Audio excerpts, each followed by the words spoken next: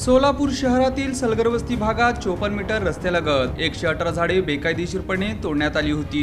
या प्रकरणी जागा मालक राजेंद्र हजारे आणि शिवानंद पाटील यांनी महापालिकेचे सहाय्यक आयुक्त शशिकांत भोसले यांच्यासमोर बुधवारी आपली बाजू मांडली। आम्ही झाडे तोडण्याचे आदेश कुणालाही दिले नव्हते, असे या मंडळींनी प्रशासनाला सांगितले। वन विभागाने केलेल्या मूल्यांकनानुसार आणि कायद्यातील तरतुदीनुसार महापालिका आयुक्त डॉक्टर सचिन ओंबासे यांनी या प्रकरणात 1,22,00,000 रुपयांचा दंड केला आहे। जागा मालकांवर गुन्हा दाखल झाला आहे। बेकायदेशीरपणे झालेल्या वृक्षतोडीबद्दल खुलासा करण्याचे आदेश राजेंद्र हजारे, शिवानंद पाटील यांना देण्यात आले होते।